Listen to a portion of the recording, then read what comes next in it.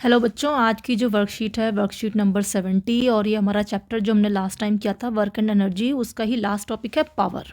ठीक है, तो इसमें जिज्ञासा दीदी पूछ रहे हैं कि पूछ रहा है ज्ञान कि how do we know which of the objects have done more work and consume more energy. कि दीदी हमें ये कैसे पता चलेगा कि किसी ऑब्जेक्ट ने बहुत ज़्यादा काम किया है, किसने बहुत ज़्यादा एनर्जी ली है। तो दीदी कहती हैं कि ज्ञान this comparison can be done by knowing the amount of work done by the object in a specific amount of time. मतलब ये देखिए बच्चों कि अगर हमारे पास दो बच्चे हैं ए और बी, मैंने दोनों को एक ही काम दिया है एक्स और इसको भी मैंने एक काम दिया एक्स। इसने उसी काम को करने के लिए 1 मिनट लगाया और इसने उसी काम को करने के लिए 2 मिनट लगाए, तो हम क्या कहेंगे किस में पावर ज़्यादा है? ए में ज़्यादा है, यानी वही काम जो बच्चा बहुत जल्दी कर लेता है हम कहेंगे उसमें पावर ज़्यादा है। या यूँ कहे कि हमने कि ए और बी को बोला कि भाई तुम्हें ये वाला काम 1 मिनट में ही करना है दोनों को, तो इसने तो पूरा काम कर लिया फुल, लेकिन इसका अभी हाफ ही काम हुआ है। इट मीन्स ए में एनर्जी ज़्यादा है क्योंकि उसने उतने ही टाइम में पूरा काम कर लिया, लेकिन ये उतने टाइम में पूरा काम नहीं कर पाया। तो हमने टाइम से अंदाज़ा लगा लिया कि कोई भी कि उसने उतना काम कि work done by object in a specific amount of time, एक दिए गए समय में वो कितना काम कर लेता है वो उसका क्या कहलाती है? पावर। हमने कहा उसमें पावर ज़्यादा है। So this is given by another physical quantity जिसका नाम आ गया power. So power of an object is defined as the rate of energy consumption या रेट ऑफ वर्क डन। दो बातें यहाँ पर आ रही हैं, या तो हम कहेंगे रेट ऑफ एनर्जी कंजम्पशन या कहें कि रेट ऑफ वर्क डन। एक बात आप हमेशा याद रखिए कि जब भी रेट की बात आती है तो हम हमेशा उसको टाइम से कंपेयर करते हैं, टाइम से डिवाइड करते हैं। अगर वो कह रहा है rate of energy consumption means कितनी एनर्जी कितने टाइम में, अगर वो कह रहा है rate of work done means कितना वर्क किया कितने टाइम में। ठीक है, तो जब भी रेट आए तो आप टाइम से डिवाइड कर दीजिए, तो ये क्या होती है हमारी पावर। तो इट मीन्स पावर की डेफिनेशन क्या हो गई? The rate of energy consumption और the rate of work done. Power को हम in object can be defined as. Now come to the power को हम मैथमेटिकल एक्सप्रेशन में अगर देखें तो what is power? If an agent does work W in T, अगर कोई एजेंट किसी W काम को T टाइम में करता है तो पावर का फॉर्मूला होता है, पावर हो जाता है हमारा वर्क डन कितना किया अपॉन टाइम, या कह सकते हो एनर्जी अपॉन टाइम। सो कितना हो गया work done W T time T और पावर P, तो P हो गया W by T। Power work done की यूनिट क्या होती है? जूल, हमने पढ़ा था, और टाइम को लिखते हैं सेकंड में, तो ये क्या हो गया? जूल पर सेकंड। इसका दूसरी यूनिट भी है वॉट, अगर जूल पर सेकंड नहीं लिखना है तो आप सीधा उसको उतना वॉट भी कह सकते हैं। Now average power, average power जितनी भी सारा काम हुआ, जितनी भी टोटल एनर्जी हुई उन सबको प्लस कर देंगे और उसको करने के लिए कितना टाइम लगा उस सारे टाइम को प्लस कर देंगे, दोनों डिवाइड करेंगे तो हमारी एवरेज पावर निकल आएगी। नाउ क्वेश्चन आता है व्हाट इज़ 1 वाट। अगर देखिए हमने क्या कहा, पावर होता है वर्क डन बाय टाइम, यानी कि वाट होता है जूल अपॉन सेकेंड। तो 1 वाट क्या हुआ? जब 1 जूल वर्क को करने के लिए 1 सेकेंड में 1 जूल वर्क होगा तो हम कह देंगे सिंपल कि पावर 1 वाट है। तो यही है कि if 1 joule of energy is consumed in 1 second, if 1 joule of energy is consumed in 1 second then the power is said to be 1 watt. ठीक है, ये तो छोटे मोटे काम में हमने वॉट हो गए, लेकिन अगर बहुत हायर यूनिट्स हैं तब हम क्या करेंगे? 1 किलो वाट क्या हो गया? किलो की जगह हमने रख दिया 1000, it means 1000 what.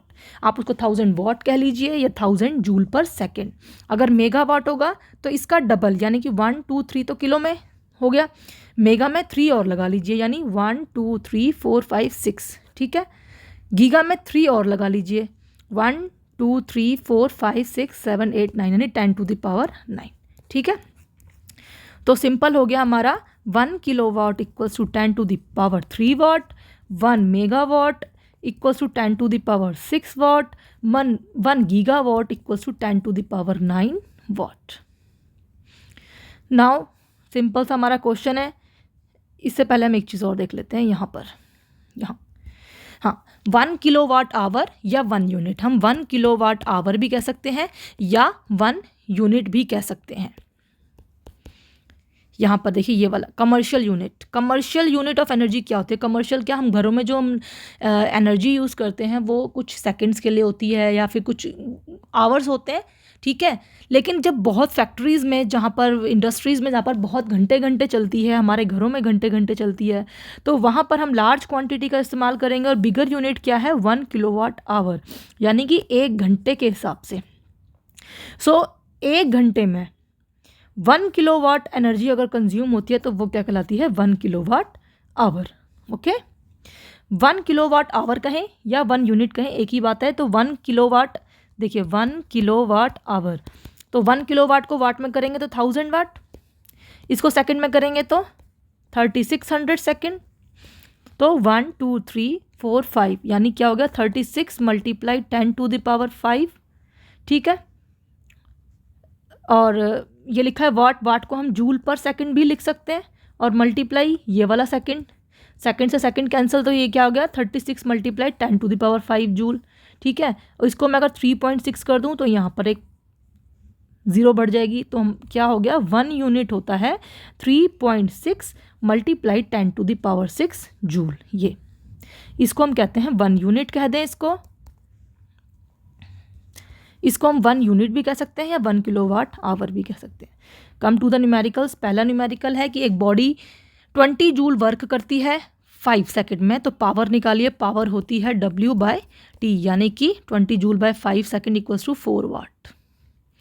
Now a boy of mass 50 kg runs upon a staircase, एक सीढ़ियों पर वो भागता है 9 सेकंड में, और सीढ़ियों पर कितनी सीढ़ियां हैं, 45 सीढ़ियां हैं।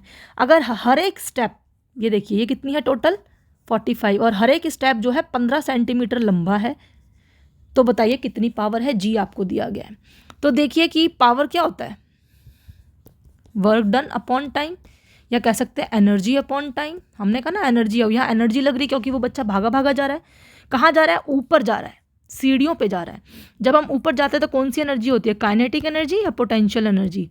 काइनेटिक एनर्जी होती है मोशन की वजह से, पोटेंशियल एनर्जी होती है पोजीशन की वजह से। तो यहाँ पोजीशन है, तो यहाँ पर कौन सी एनर्जी होगी, पोटेंशियल एनर्जी। तो हम पोटेंशियल एनर्जी का फॉर्मूला यहाँ पर रखेंगे, कितना हो गया, mgh/T,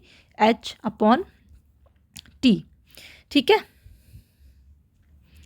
तो कितना हो गया, पावर हो गया हमारा mgh/T। मास कितना है, 50 kg।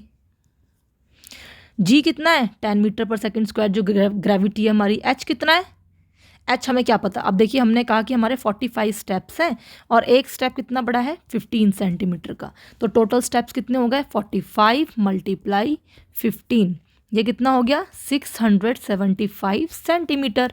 लेकिन यहाँ पर देखिए ये मीटर में है, क्योंकि हमारी SI यूनिट मीटर में होगी, तो इसको मीटर में चेंज करेंगे तो 100 से डिवाइड करेंगे, तो ये आ जाएगा 6.75 मीटर, ठीक है।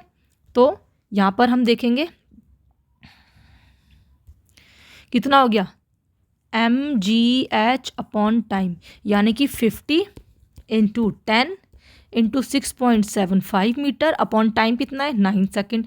इन सबको सॉल्व करेंगे तो हमारा आ जाएगा 375 वाट। ये हमारी पावर आ गई। Now come to the questions. Define power and what is its unit. तो पावर की डेफिनेशन आप लेंगे यहाँ से, ठीक है, और यूनिट क्या होती है पावर की, वो लेंगे यहाँ से। उसके बाद डिफाइन 1 वाट, मैंने आपको बताया था 1 वाट क्या होता है, जब 1 joule of energy in 1 second.